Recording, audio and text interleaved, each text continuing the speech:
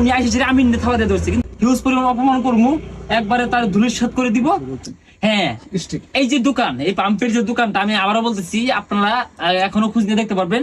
আমি যে ভিডিও করি, আমার ভিডিও সকল সরঞ্জাম এই পাম্পেই থাকে, এখানে থাকে।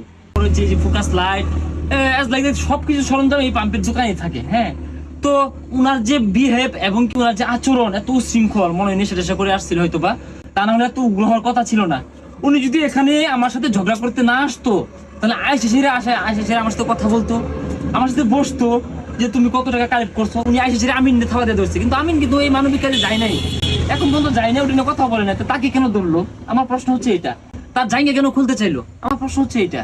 আর আমি যদি তাকে পূর্ব পরিকল্পিত ভাবে তার উপরে আক্রমণ করার জন্য আমি থাকতাম, তাহলে এটা আমার এলাকা, এখানে আমি সবসময় আড্ডা দিয়ে সময় পার করি, আমার টিম মেম্বার 6 জন নিয়ে বসে থাকতাম তার জন্য।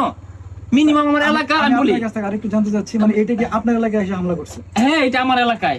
আর উনি যদি ভালোভাবে আসতো, ভালো উদ্দেশ্য নিয়ে আসতো, অবশ্যই ভদ্র কিছু লোক নিয়ে 2-1 জন আসতো, কিংবা উনি একাই আসতো। উনি তো অনেক গুন্ডা পান্ডা নিয়ে আসছে সাথে। কেন নিয়ে আসছে? জানি আজকে যে সে নাচারে নাচা অথবা রাসেল রে হিউজ পরিমাণ অপমান করবো, একবারে তার ধুলিস্যাৎ করে দিব।